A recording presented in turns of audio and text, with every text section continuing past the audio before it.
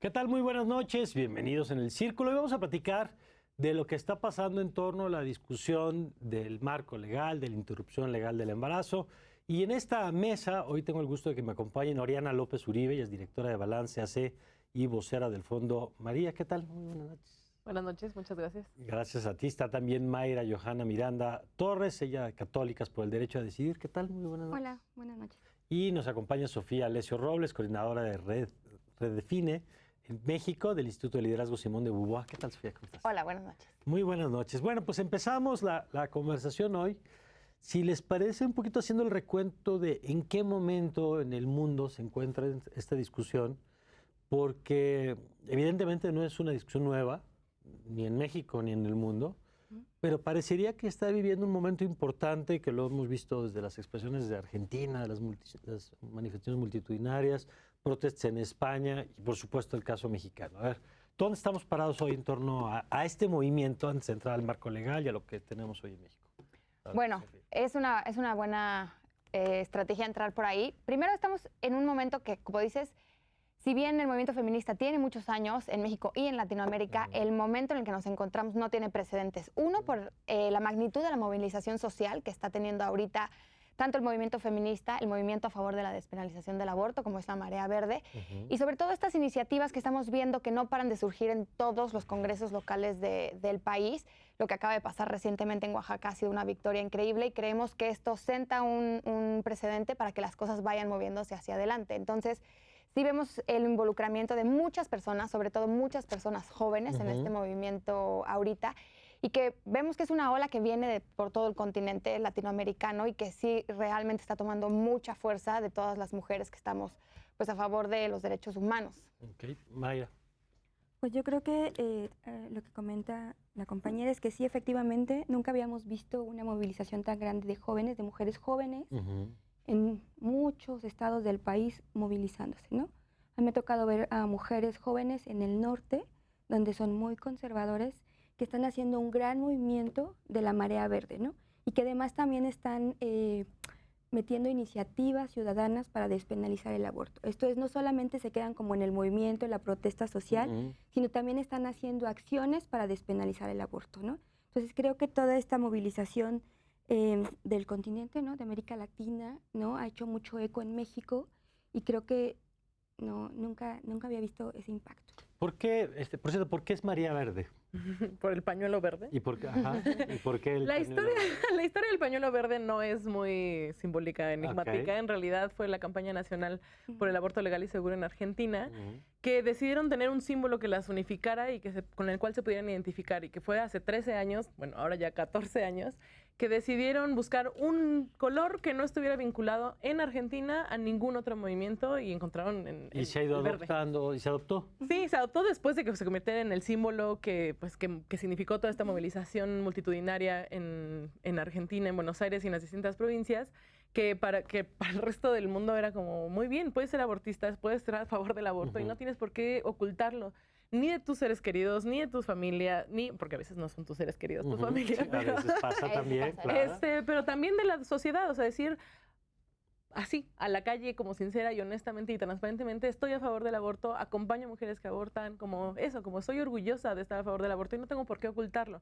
que era mucho de lo que estaba pasando porque justo estamos en un ambiente muy conservador, con valores muy, pues, moralistas, católicos, cristianos en general, que estigmatizan mucho el aborto, que ponen una marca no solo en las mujeres que abortan, pero también en las personas que estamos a favor del aborto, como decir, esas son las manzanas podridas, esas hay que alejarlas, esas. Entonces, se crea una reacción como de ocultar que estabas a favor del aborto. Y la Marea Verde es decir, no, estamos orgullosamente a favor del aborto y no tenemos por qué estar guardadas en el closet. ¿A qué atribuyen esto que decían ahorita? Decías, es un movimiento que no hemos visto antes, en estados conservadores, es un movimiento en el continente. ¿A qué atribuyen que en este momento, después de tantos años, se dé esta combinación de factores que permita esto que estamos viviendo? Bueno, pues seguramente hay muchísimas cosas que están abonando. Las redes sociales definitivamente ayudan. El hecho de que estemos empezando a hablar de este tema como algo, un evento en la vida reproductiva de las mujeres más. Y nos estamos dando cuenta de que somos más mujeres las que estamos involucradas en esto y que estamos a favor y que nos queremos acompañar entre todas.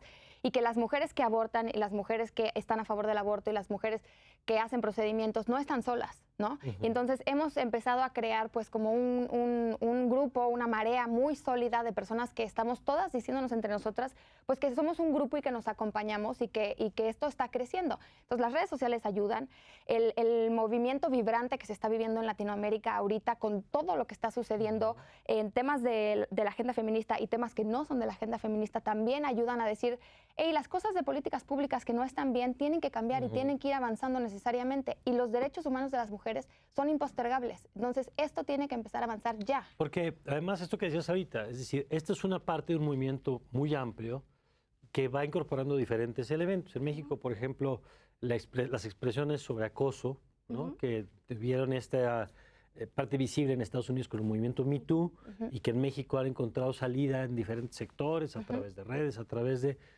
coincide, digamos, que aunque son temas distintos, tienen vasos comunicantes, ¿no? Creo que además es un momento de resistencia.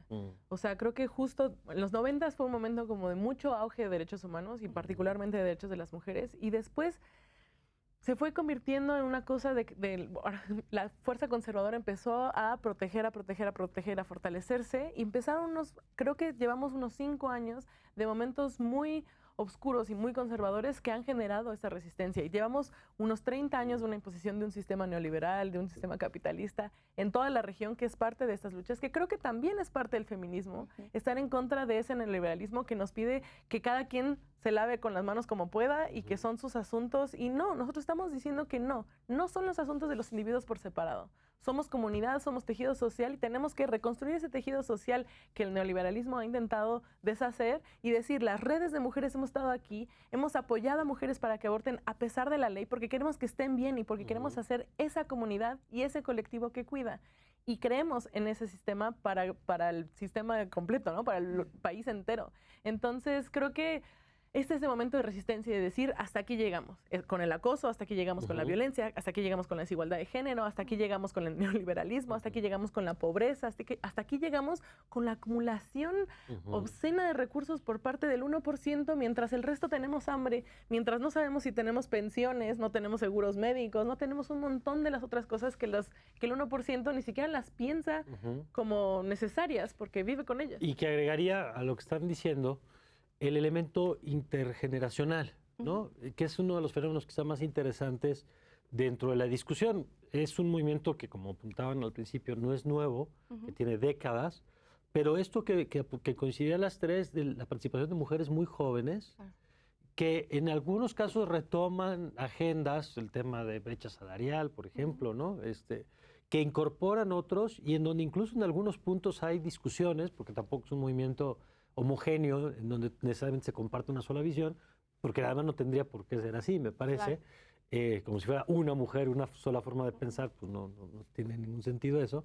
Pero ¿cómo están viendo esto? Porque este debate, digamos, que a veces hasta desde afuera, me parece que se quiere encuadrar como si fuera un conflicto, como si fuera un problema del movimiento, y no una condición natural pues, de la evolución y de la renovación de las agendas. ¿Cómo lo están viendo?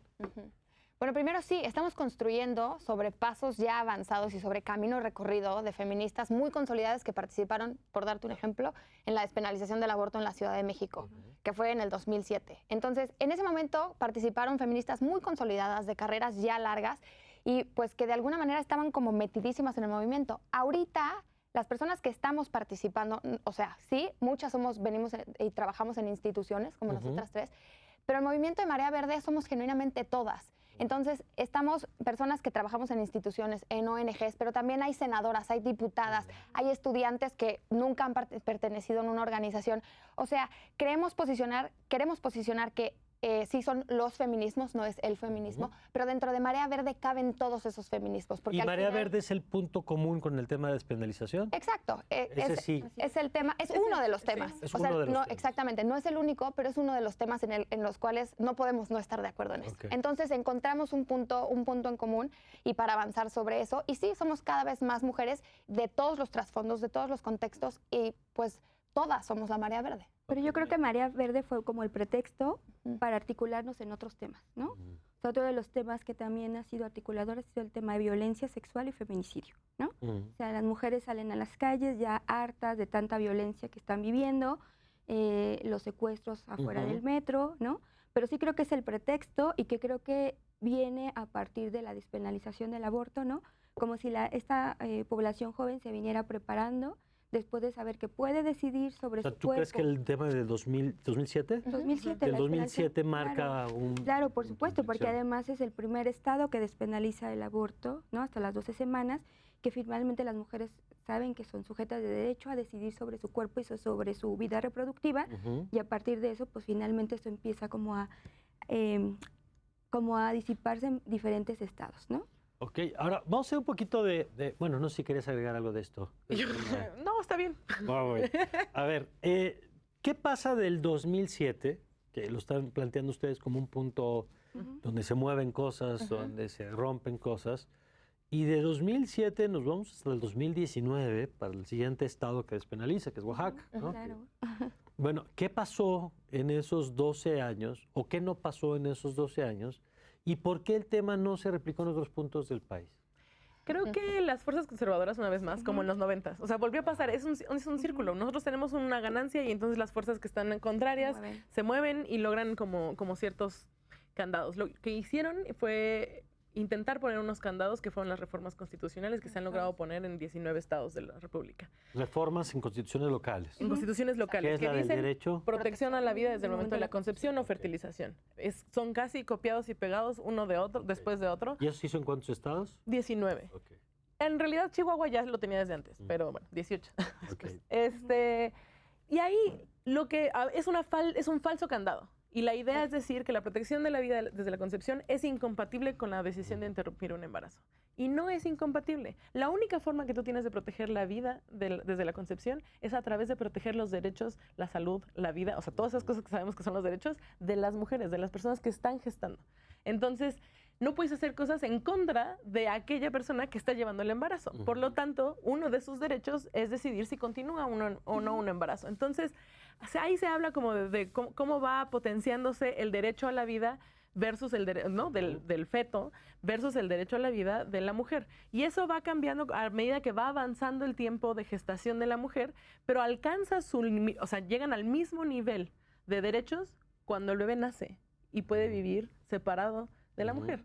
No mientras está viviendo dentro de ella, siempre va a ser un poquito menos, digamos, en un sentido legal, no estoy hablando de un sentido subjetivo, de amor, de otras cosas, eso va a estar ahí. Pero muchas veces justo eso subjetivo es lo que define que una mujer sienta que tiene un bebé en su embarazo o que sienta que tiene un producto que no desea continuar, ¿no?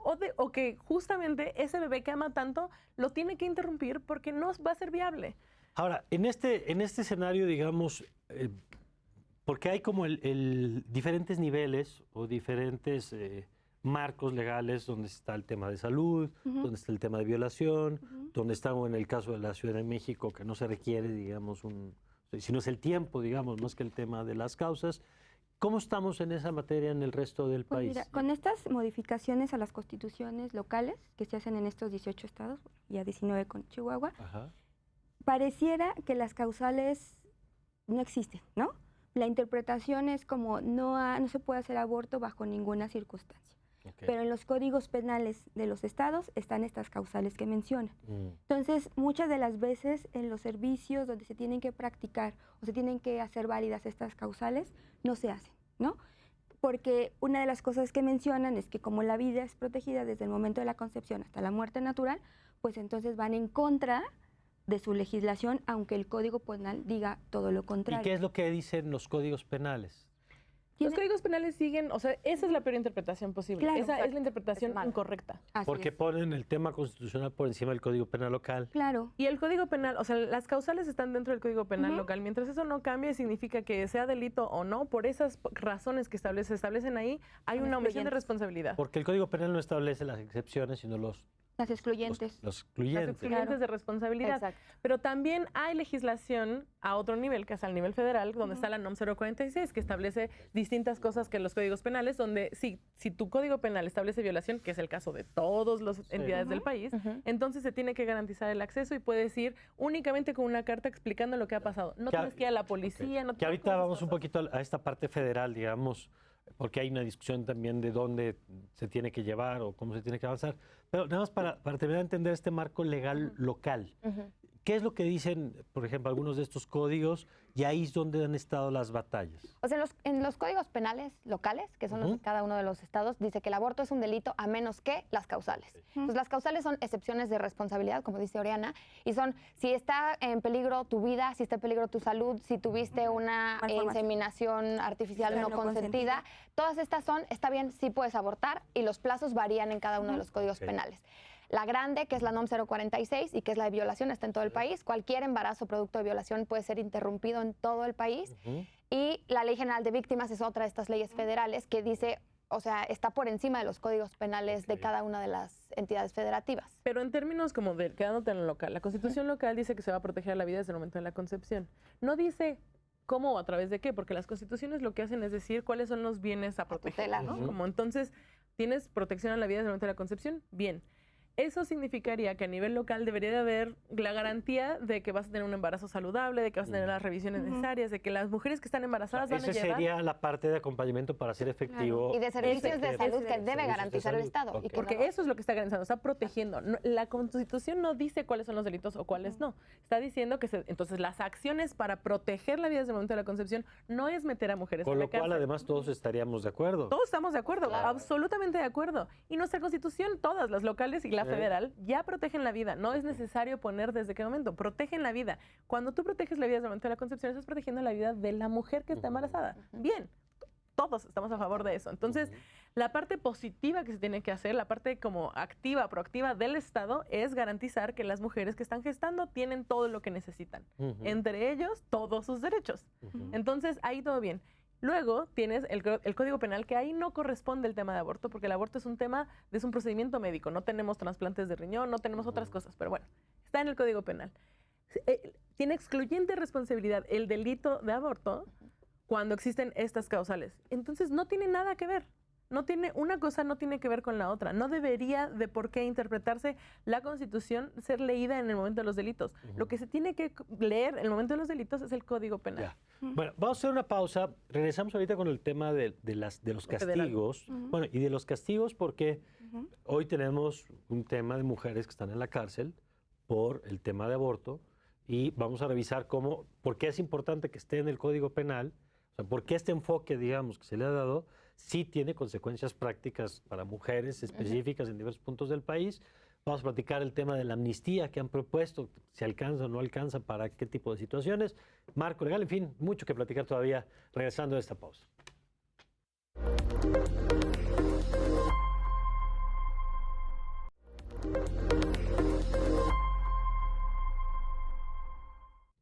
Bueno, ya estamos de regreso y antes de irnos al corte platicábamos sobre el tema, decían, el Código Penal, y en el Código Penal vienen ahí las sanciones.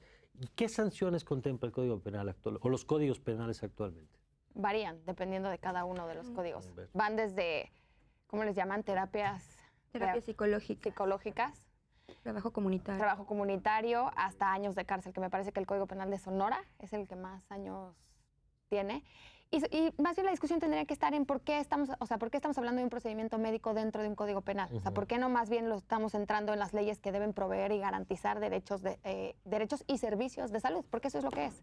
Entonces, ahí está donde la narrativa tendría que cambiar más hacia que lo veamos como un procedimiento de salud y no tanto como algo que criminalice ni meta a las mujeres dentro de un Hoy, marco penal. ¿cuántas mujeres, sabemos el dato, cuántas mujeres están en la cárcel por el tema de aborto? Hacían una estimación ayer Sí. y decían que estaban entre 200 y 700 mujeres criminalizadas. ¿Pero por Pero qué? el problema- ¿Por qué delito? Sí. Ajá. El problema es, No tenemos el número exacto porque hay algunas mujeres dentro de la mala interpretación de las reformas a la Constitución que están ahí por homicidio agravado en razón de parentesco. Entonces, las penas que pueden llegar a ser hasta de 3 o 6 años, no me acuerdo, se convierten en penas de hasta 30 años, porque el homicidio agravado pues tiene ese máximo. Entonces utilizan otro tipo penal. Exacto. Entonces, el tipo penal, y para nosotros, o para las organizaciones que hacen monitoreo, es muy difícil saber exactamente cuántos están ahí, porque no podríamos entonces que nos manden todos los expedientes de homicidio para ver cuáles son en realidad aborto y que lo tipificaron así. Y lo ponen en el mismo caso como si hubieran disparado o matado a algún familiar. Exactamente. Como si hubieran matado a su hijo, como si lo hubieran envenenado a su hijo de 8 años. Ese es el mismo, digamos, lo meten en la misma bolsa. Exacto. Y esa es parte de la dificultad para saber cuántos casos hay. Exacto. Sí. Y en ese sentido, hace unas semanas el presidente López Obrador anunció una iniciativa de amnistía que pues, aquí lo hemos revisado desde diversos ángulos, digamos. Lo veíamos, por ejemplo, para el tema de que si los campesinos que participan en actividades de crimen, del narco, o el tema de presos políticos, por ejemplo, y estaba esta variable. Entonces, ¿qué tanto atiende o no atiende? Que ya veo por lo que percibo que no atiende mucho. Para ver, ¿cuál es su lectura de ese tema? La amnistía es importante. Yo personalmente no voy a decir nada en contra de la amnistía en términos de que hay muchas mujeres en la cárcel que no deberían estar en la cárcel, pero no puedes hacer una ley de amnistía y no hacer cambios en tus códigos penales, porque si sigues penalizando a las mismas mujeres entonces entran por una puerta y salen por las otras. Entonces, como no tiene ningún sentido y además no es sostenible. Pero en términos de aborto particularmente, ahí sí te vamos a poder decir el número de mujeres que están por aborto a nivel federal. 0. Como la amnistía es a nivel federal, entonces no terminaría, o sea, no saldría baja. una sola mujer de las que están... Por aborto no, porque no baja, o sea, no tiene injerencia en las legislaciones locales, sino únicamente a nivel federal. Y porque a nivel federal no es delito.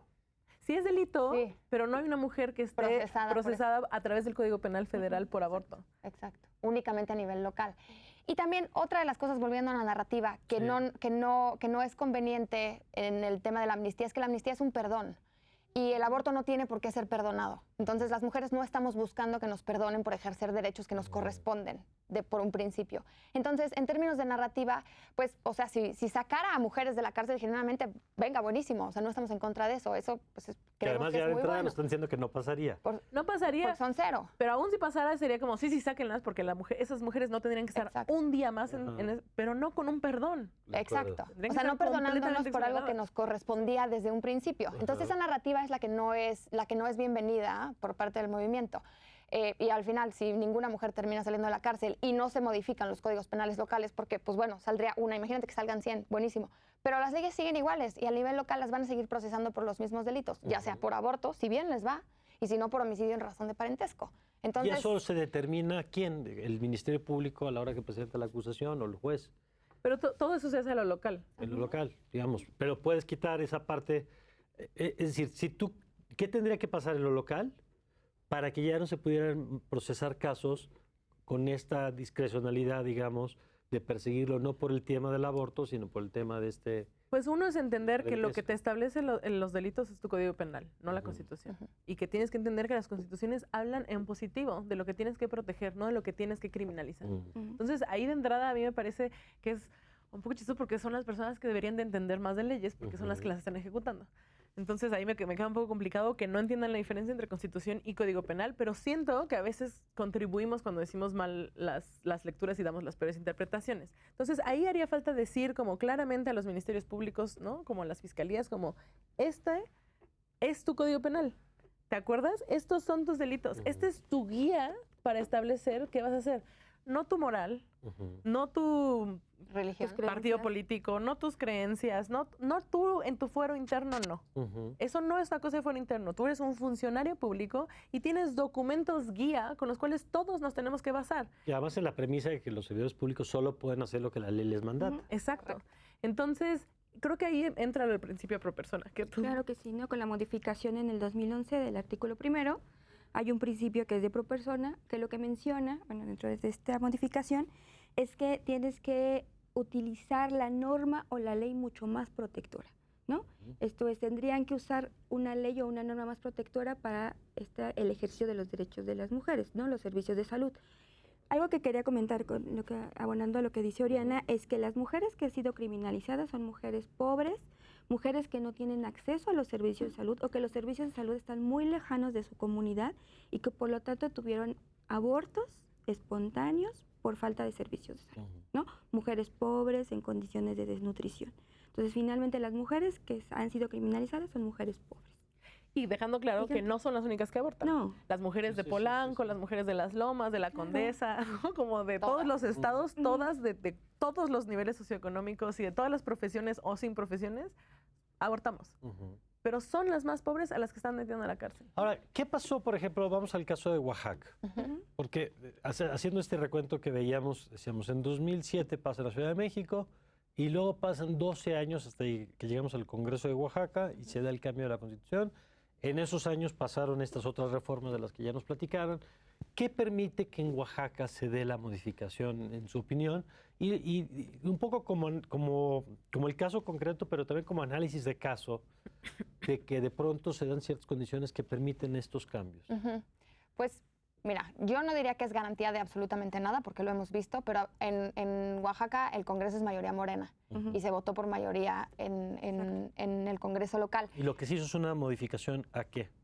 ¿Código penal? Lo que se hizo fue una reforma para despenalizar hasta las 12 semanas de gestación el aborto por voluntad de la mujer. Entonces queda igual que en la Ciudad de México.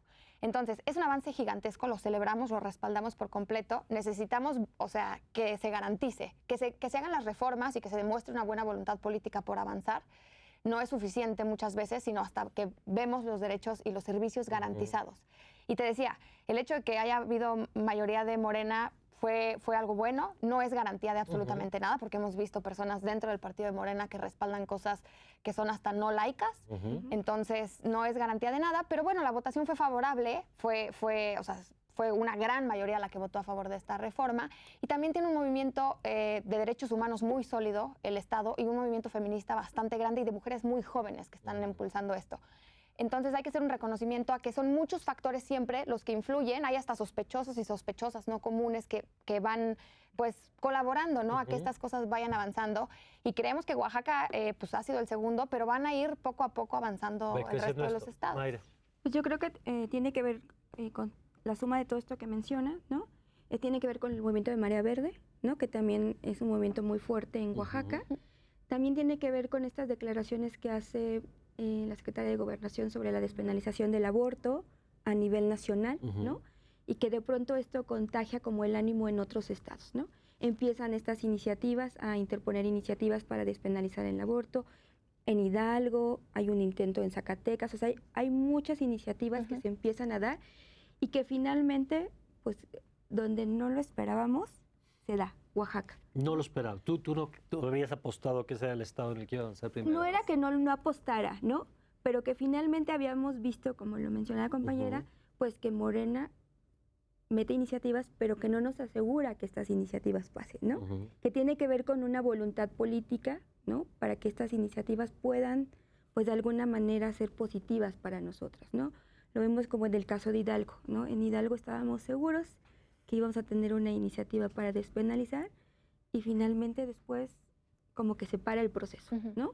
Y entonces así nos pasa en otros estados, que yo creo que después del 2007 pensamos que íbamos a despenalizar en muchos más estados, ¿no? Con esta euforia de la despenalización en la Ciudad de México y que lo que vimos fue otro tipo de reformas rápidas, como en lo oscuro, ¿no? En donde finalmente pues lo que no se ponderaba eran los derechos reproductivos de las mujeres, ¿no? Entonces creo que ahora con Oaxaca, ¿no? Después de más de 10 años, creemos que, bueno, pensamos que desde la voluntad política, ¿no? Pero con esto también de la Marea Verde, con esto fueron como factores que ayudaron para que se diera la despenalización. Y ahora y ahora que ya está publicada en el Diario Oficial, ¿no? Que eso era lo que ya nos decía, ya estábamos esperando que no la vetaran, ¿no? También creo que eso, el hecho de que no nos enteráramos es parte de lo que pasó bien. O sea, lo tuvieron en guardadito, hicieron como olla express, ¿no? Como que fuera olla express en el sentido de guardarlo y que estuviera en presión y que se cociera a fuego lento ahí mismo. Entonces, creo que eso fue muy valioso. Eso ayudó porque aunque nosotras desde lo nacional no nos enteráramos, dentro de lo local estaban muy bien armadas, estaban estructuradas, por supuesto que dentro de la diversidad y con nuestras distintas formas y diversas estrategias, pero que contribuyeron. Y también la valentía. O sea, como creo que las legisladoras son muy valientes y eso es muy importante porque es reconocer que estamos en congresos que por más que logremos paridad, etcétera, siguen siendo muy dominados por hombres, que siguen siendo dominados por personas en general que no están a favor del aborto y que además ponen un montón de candados y que hacen presión sobre tu carrera política, que hacen presión. Creo que esas son las razones por las que en Hidalgo pasa lo que pasa. Bueno, y porque hay un argumento en algunas ocasiones donde ponen como la encuesta en la mesa y dicen esta sociedad es más conservadora y se lo ponen frente al político para decir tu voto puede tener consecuencias en el electorado. Claro, pero también también las leyes, o sea, garantizar derechos no tendría por qué estar en plebiscito, no tendría que ser una cuestión de, porque si tenemos una sociedad homofóbica, entonces está bien matar gays, no. Claro. O sea, como tenemos que tener cosas que protejan derechos y no que criminalicen. Entonces, ahí ese es un poco lo que estamos apostando. ¿Cómo le hacemos para ver que estamos metiendo a la cárcel a las mujeres sin ningún motivo, sin ninguna razón, afectando a las más vulnerables? Y si lo que queremos es proteger la vida, lo tenemos que hacer a través de proteger a las mujeres y garantizarle los derechos a las mujeres. Ahora, ¿qué pasa en el plano federal? Ahorita han puesto dos elementos. Uno es el de la... ¿Puedo decir algo antes de que pasemos a lo federal? Sí, Oaxaca tiene reforma constitucional a favor de la vida. Entonces, y es compatible. Y es compatible. Claro. Entonces, ese es un hermoso ejemplo de cómo el candado no funciona. Pasó exactamente lo mismo que la ley de la Ciudad de México en un estado con una reforma constitucional. Nada más como ejemplo para el resto. Y siguiendo a lo mejor lo que has apuntado, no solo no funciona, sino que obligaría a desarrollar una serie de políticas positivas de servicios de salud, porque tampoco es decir que esté letra muerta el artículo de la Constitución, sino que se tendría que hacer efectivo. Sí, pero se cumple en detrimento de la salud y de los derechos de las mujeres, no en su favor. Claro. Que ahorita vamos a platicar también sobre el tema de la infraestructura que se tiene que desarrollar para hacer efectivo como cualquier otro derecho que de pronto pues lo puedes tener en el papelito, pero luego tienes que meter recursos, tienes que tener personal, en fin.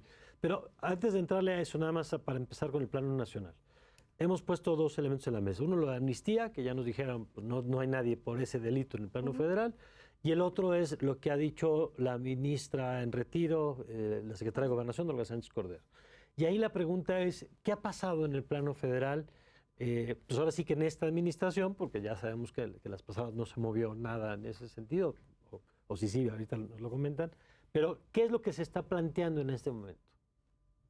¿O qué no se ha planteado? ¿O qué ha dicho el gobierno federal en torno a este tema? Bueno, el gobierno federal ha dicho que lo va a poner a consulta, lo cual no es posible hacer, porque los derechos, como dijeron ya en esta mesa, no se votan. Y tienen que ir hacia adelante, tienen el principio de progresividad, entonces tenemos necesariamente que ir avanzando. Y sí, si la sociedad no está dispuesta a estar a favor de algo que definitivamente va a estar en progresividad de los derechos de las mujeres, la ley tiene que ir avanzando y ojalá sea reflejo de una sociedad que promueva y que guste del avance de los derechos. Déjame insistir nada más en esto, y yo lo comparto absolutamente, el tema que los derechos no se votan. Pero es un asunto que se pone en la mesa. El propio presidente lo ha hecho muchas veces cuando dice, vamos, lo hacía en la campaña y lo ha hecho en el gobierno, es decir, no vamos a imponer nada, todo se discute, que se consulte, que se ponga. Déjame insistir en la pregunta, ¿por qué esos temas no se ponen a consulta? Tiene que ver con la autonomía corporal de las mujeres. Para empezar, una de las muchísimas cosas que podríamos responder a eso. No hay ninguna cosa que estemos votando que ponga en juego la autonomía el derecho a la autonomía de los hombres sobre su cuerpo, ¿o sí? Entonces, ¿por qué lo haríamos para las mujeres? Como que ahí ya estaríamos jugando un juego muy, muy inequitativo de qué derechos les estamos otorgando a las mujeres por ser mujeres y a los hombres por ser hombres. Entonces, esa podría ser una. Otra es, o sea, ¿por qué si la mayoría de las personas son homofóbicas, como se dijo, o están en desacuerdo con que traigamos sacos azules, pues entonces ya nadie va a poder usar sacos azules? O el voto de la mujer. Exactamente, o sea, no necesariamente lo que piense ahorita la sociedad necesariamente es lo mejor para el resto. Y sobre todo en temas de derechos es muy peligroso como decir que la consulta y lo que piensa la mayoría es lo que necesariamente es mejor para la mayoría. Creo que los plebiscitos funcionan en algunos países, no voy a decir que no, lo hemos visto sobre algunos temas. Irlanda, etcétera. Pero primero tendríamos que garantizar que la sociedad ya está ahí, que tuviéramos educación de calidad, que tuviéramos análisis crítico, ¿no? O sea, como que en serio tuviéramos las herramientas para hacerlo. Creo que en un país con tantas deficiencias de educación, con tantas deficiencias de infraestructura, donde no hemos logrado que una gran mayoría vote, que eso es cada, ¿no? Como cada 6 años o cada 3 años, ni siquiera hemos logrado eso. Como quiénes van a ir a votar. La marea verde y la marea azul, ¿no? Pero no vamos a lograr un grueso de población y el grueso de la población no tiene las herramientas para un plebiscito. Y eso me parece que es bastante cruel también. Sí. Entonces, y abonando lo que dice Sofía, o sea, no es que haya un derecho al aborto, es que el aborto es cómo se implementa y cómo se garantiza el derecho a la salud, el derecho a la dignidad, el derecho a muchas, ¿no? A la libertad, o sea, el derecho a tener un plan de vida, el derecho a que yo no soy una incubadora, el derecho a que yo puedo decidir si quiero seguir embarazada o no. Entonces, creo que es muy fácil, no sé, como para nosotros desinstalarlo y desenhebrar, como eso no es una cosa tangible, pero también porque tenemos esas herramientas que no las tiene el resto de la población. Entonces es muy fácil pensar, claro, si la mayoría lo quiere sí y si la mayoría lo quiere no. ¿Me entiendes? Como no sucede así. Y las leyes pueden ocurrir de dos maneras, ¿no? O sea, pueden ocurrir porque el pueblo las exija y entonces se garanticen, o puede ser que justo la ley va a permear y va a garantizar derechos para todas. Particularmente en la Ciudad de México hay una gran diferencia abismal en lo que la opinión pública piensa sobre el aborto antes y después de haberlo despenalizado. Y tiene que ver fundamentalmente con eso. Al momento de ver el ejercicio, al momento de ver que las mujeres están bien, que las mujeres están decidiendo, la discusión va hacia otro lado. Claro. Ya no es una cosa abstracta de aborto sí o aborto no, porque pareciera que es escoger un triángulo verde o un triángulo azul, y no es eso. Es ver cómo se refleja en la vida de las personas que están alrededor de ti. Es notar que tu amiga en la escuela tuvo el chance de decidir. Es notar que tu mamá te cuenta que ella lo tuvo que hacer clandestinamente. Es entender mucho más y hablar más abiertamente de un tema que es muy tabú y que siempre ha estado presente en la vida de las mujeres. Y yo solo agregaría esto que han dicho ustedes, el tema del no voto, por el caso de las minorías, que no es el caso, pero en una consulta, pues, normalmente una minoría casi siempre perdería frente a una mayoría y no puedes condicionar sus derechos pues a que alguien esté dispuesto a reconocérselos o no, ¿no? Porque es correcto. Si no, estaremos atorados ahí permanentemente. Y hasta parece también como una manera muy sospechosa de poner algo a votación que da una excusa para que legisladores y legisladoras, o sea, lo hagan a través de preceptos moralistas y religiosos, ¿no? Parece como una excusa de, pues ya votaron de esta manera, y para legislar fuera del Estado laico sobre algo que no tiene nada que ver ni con la iglesia, ni con cuándo empieza la vida, ni con qué piensa esta religión o esta otra sobre este tema. Se tiene que legislar con un Estado laico y sobre los derechos progresivos de las personas. Y después cada persona decide. Por supuesto, una ley que despenaliza no obliga a nadie a nada. Eso es muy importante tenerlo claro. Una ley que despenaliza otorga derechos y servicios para que las mujeres puedan tomar la mejor decisión para sí mismas. Y la que no quiera tomarlo, puede no hacerlo, es perfecto. Pero quien tenga que hacerlo, que lo pueda hacer. Déjenme hacer un nuevo corte, y regresamos ahorita con el tema de lo federal que tenemos ahí, el papel del Poder Judicial también en esta discusión, cómo está jugando, qué temas vienen, lo que sigue también en materia de agenda. De eso platicamos regresando del corte.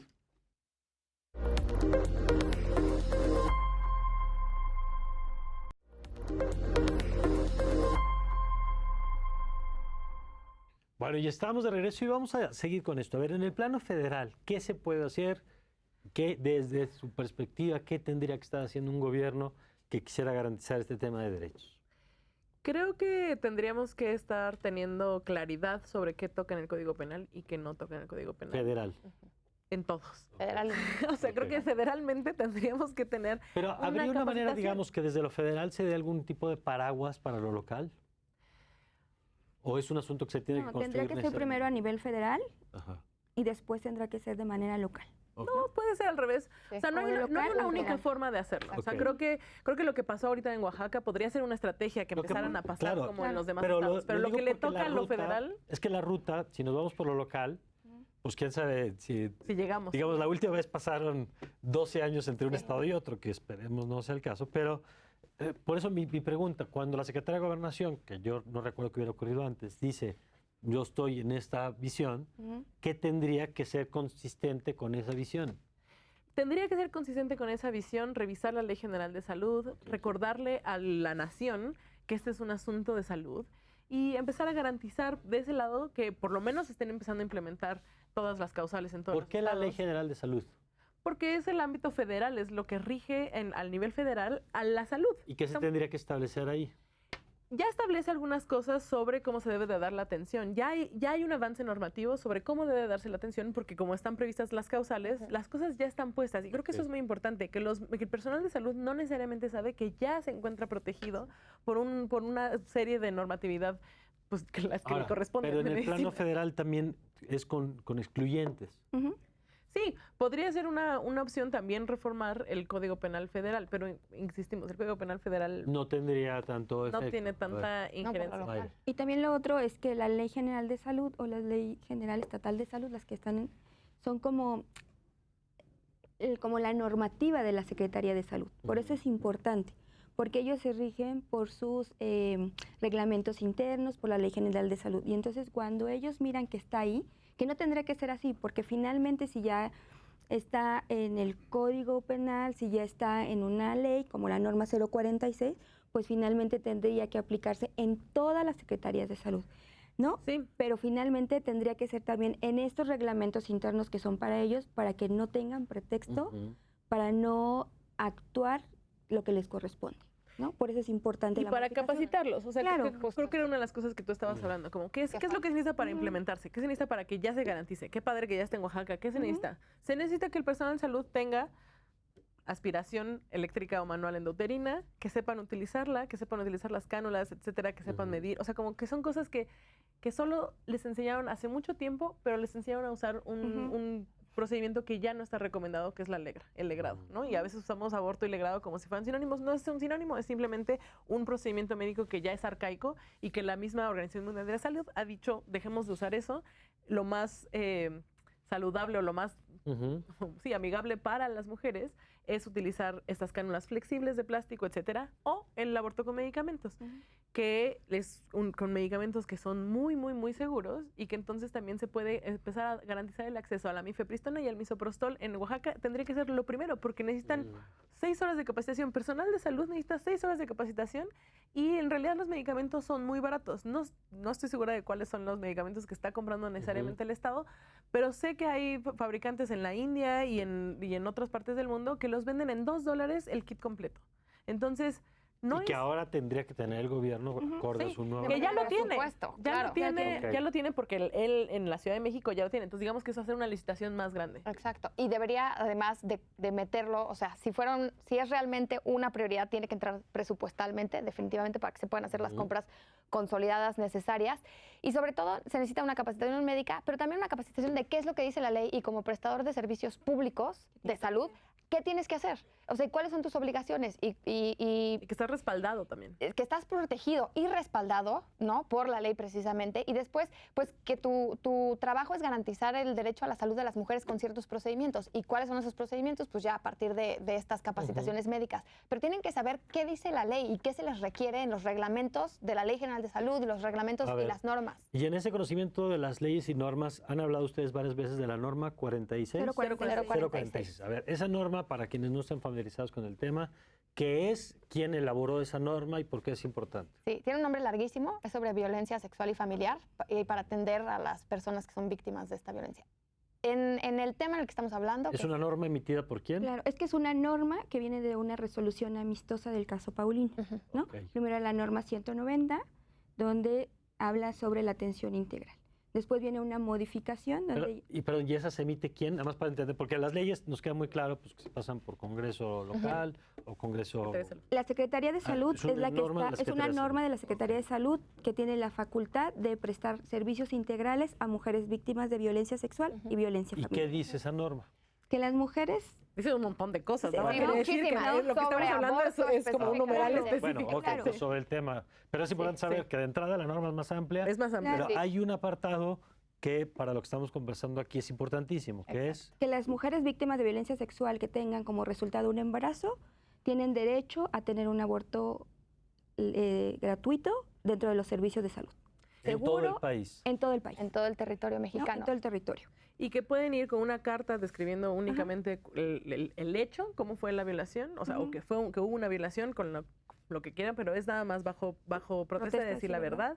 A partir de los 12 años puedes ir con un adulto de confianza, siempre vas con otra persona de confianza a hacerte un aborto, pero a partir de los 12 años no necesitas que sea tu tutor legal. Si eres menor de 12 años, tienes que ir con tu tutor legal, pero si no, puedes ir directamente. Y eso, porque se acaba de discutir, además entiendo hace poco, justamente. Se rediscutió. Bueno, se rediscutió, digamos, hace poco, este elemento de la denuncia, o se ratificó, digamos, que es así. En el 2016 se hizo la reforma justo para que para acceder al procedimiento no necesites tú llegar con que ya fuiste al MP a denunciar. Exacto. No necesitas hacer ¿Esa una carta denuncia. está dirigida a quién? Al hospital de tu comunidad, al hospital Con esa general de tu carta estado. se presenta a la Exactamente. mujer. Y el personal dice lo que- médico tiene que estar capacitado y tiene que conocer la norma oficial 046 porque les piden a las mujeres que vayan a los ministerios a denunciar y las revictimizan y es tortuoso y no necesariamente es lo mejor para la Y mujer. otra vez, denunciar o no es una elección. Claro, por supuesto. No- y las no puede están ser la obligando a ir. condición. Claro, Hay- pero es que hay además, tres perdón, cosas. la norma, lo que dice la norma es que el personal de salud tiene un formato donde tiene que asentar que la mujer fue víctima de violencia sexual, ¿no? Y dar aviso al Ministerio Público. Que se dé seguimiento ya es algo que la mujer desea, ¿no? Si la mujer quiere dar seguimiento, lo hace, pero finalmente es un aviso que tiene que hacer la Secretaría de Salud, ¿no? Dentro Pero de- no la mujer.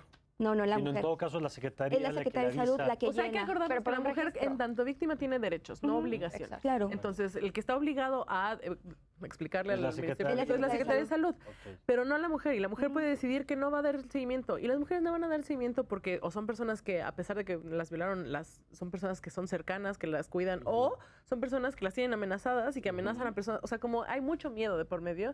Y también hay mucha desconfianza en que el sistema funcione de Claro. algo. Es Y correcto. ¿no? Entonces, a muchos de nosotros, si nos roban el celular, a veces pensamos, bueno, si tengo sí, el seguro, sí. si denuncio, y si no tengo el seguro, Claro. ¿para qué pierdo el tiempo? Y ahora en un caso de Aceptémoslo. violación. Sí. Exacto, no hay una garantía de una reparación de daños Sí. en lo más mínimo y hay poca confianza de las mujeres, me parece que con mucho fundamento, hacia las autoridades judiciales de este país. Que revictimizan.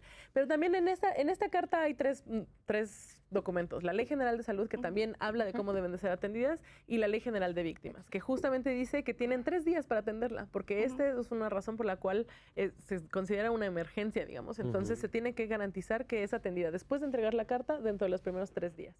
Entonces, y pueden bajar el formato, ¿no? Hay un formato ya hecho, me parece que la página de Gire lo tiene, también lo tiene Tiempo Fuera y lo tiene el Fondo María. En la página ya está hecho el formato, como que nada más tienes que poner cuáles fueron los sucesos, imprimir y firmar. O sea, como estamos dándoles herramientas a las mujeres, porque nadie más les está dando herramientas, es otra cosa. Como todos estos sistemas judicial y todo, ¿no? Como entender el Código Penal, si no lo están entendiendo, quienes lo están implementando, ¿cómo esperamos que las mujeres tengan esas herramientas para poder exigir sus derechos? O sea, como que hacemos un rompecabezas y un laberinto de normas y leyes que las mujeres van atravesando obstáculos mientras están procesando que fueron violadas, mientras están procesando que están embarazadas de esa violación que desean que no sea real, ¿no? O sea, como hay una parte muy poco humana, me parece, de lo que le estamos exigiendo a las mujeres en esos momentos. En el tema del Poder Judicial, ¿qué le toca? Porque han hablado mucho de políticas, de servicios de salud, de compra de medicamentos, de capacitación del personal médico. Hemos hablado de la parte legal, de lo que toca a los congresos de los estados y lo que eventualmente tocaría. ¿Al Poder Judicial qué le tocaría? Pues primero reconocer que, o sea, qué Que parte no les toca. Exactamente, qué parte del aborto no tiene por qué estar en el Código Penal y no es materia a ser atendida por el Poder Judicial. Nuevamente, nada sobre los cuerpos de los hombres es competencia ni materia judicial, a menos de que cometan un delito o un crimen. Sobre las mujeres, por supuesto que lo es, nada más por default. O sea, ahí hay que reconocer una inequidad fuertísima que sufrimos las mujeres y algo que nos pone en desventaja desde el primer momento. Y sobre todo esta sobreresponsabilización de las mujeres. Si fuiste víctima de violación, porque fue tu culpa, porque andabas en dónde, vestida cómo, porque andabas borracha, todo es tu culpa. Atravesar el proceso legal también tienes que hacerlo tú y si te va muy bien no te revictimizan y si sí, ese es otro proceso de violación distinto, pero es otro proceso de violación. Entonces, sí parece como muy desigual el cómo trata el Poder Judicial a los hombres y a las mujeres en este país y nos parece por lo menos las personas que estamos a favor de la despenalización, que el aborto no tiene por qué estar en los códigos penales, que tenemos que cambiar la narrativa hacia que es un tema de salud y que son servicios que tiene que proveer, pero la Secretaría de Salud no tendría por qué ser materia judicial. Ya.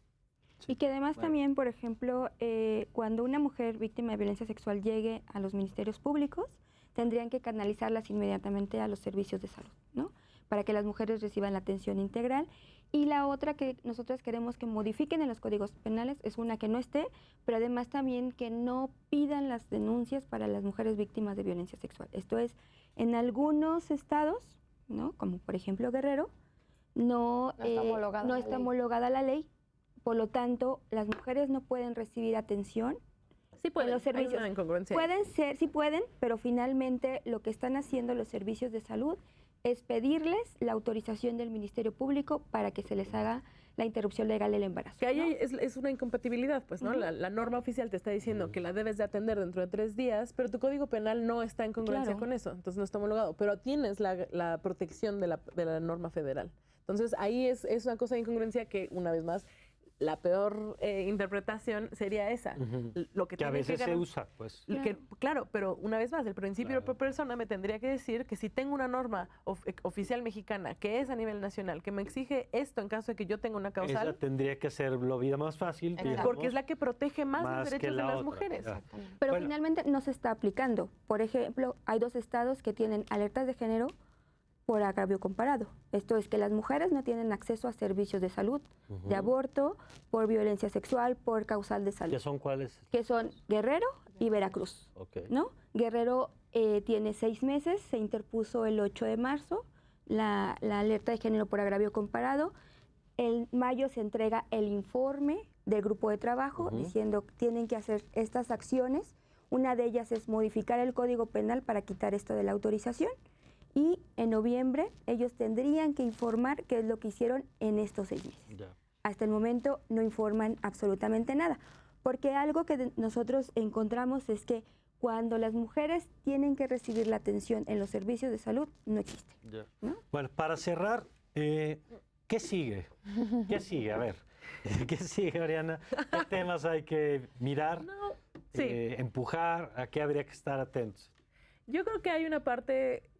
Voy a decir algo que a lo mejor puede ser controversial, pero hay una parte que se alcanza a entender como en esta intención de proteger la vida desde el momento de la concepción, en donde tenemos que garantizarle derechos a las mujeres y garantizar que no lleguen ahí. O sea, al final el aborto es un procedimiento médico que garantiza derechos de la mujer. A lo que no tendría que haber llegado es el embarazo no deseado, ¿no? O sea, como que si lo que estamos buscando es cómo tenemos embarazos no deseados, entonces hablemos también de esas otras cosas. Y hay cosas muy positivas, muy activas en las que podríamos trabajar de la mano, que es educación integral en sexualidad, acceso a métodos anticonceptivos, mayor investigación en métodos anticonceptivos para que no todos recaigan sobre el cuerpo de las mujeres, para que no todos sean hormonales, ¿no? O sea, como que haya uno que sea 100% efectivo, se me ocurre, ¿no? Porque luego es muy fácil juzgar a partir de eso.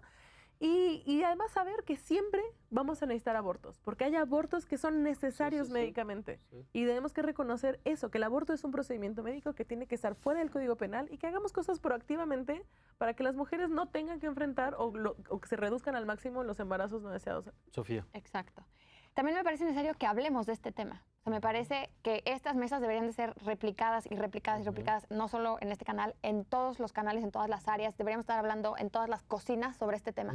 Primero porque es un tema súper común, súper común. Nada más no estamos enterados porque nadie nos dice, porque es un tema muy estigmatizado y porque aprendimos las mujeres que si pasa hay que callarlo y que hay que hacerlo en oscurito y no le digas a nadie, ¿no? Hay que reconocerlo como un evento más en la vida reproductiva de las mujeres y hay que hablarlo como un tema de derechos humanos, de justicia social y de salud pública, que es lo que es. Entonces es muy importante que tengamos esta narrativa de que son cosas que suceden y de qué manera podemos atenderlas pues, de la mejor manera, ¿no? Con una perspectiva de derechos que no estigmatice y sobre todo reconociendo que cada mujer sabe lo que es mejor para sí misma. Mayra. Yo creo que abonando lo que mencionan es quitar el estigma social al tema del aborto, ¿no? Seguir hablando de este tema en los diferentes estados, ¿no? Seguir trabajando con la población joven, que es la que está impulsando en este momento, ¿no? Creo que también es importante seguir trabajando por la despenalización del aborto a nivel federal y a nivel local. Ok, pues vamos a seguir con el tema. Muchas gracias a las 3. Gracias, sí. A ver, venga. Que es un tema de democracia y que es un tema para generar una mejor sociedad. No nos están haciendo un favor a las mujeres. Es para que como conjunto tengamos un mejor país y que se tome en cuenta al mismo nivel nuestras vidas. Es un asunto de democracia también, solo lo quiero. Muy bien, pues muchas gracias a las 3. Vamos a seguir con el tema, por supuesto. Y gracias a usted por acompañarnos como cada noche aquí en El Círculo. Yo le invito a que continúe con toda la programación de Justicia TV, que nos siga, que nos comparta a través de las redes sociales, este programa, por supuesto, y los diferentes programas que aquí le hemos presentado. Y le deseo, como siempre, que tenga usted una magnífica, pero una magnífica noche.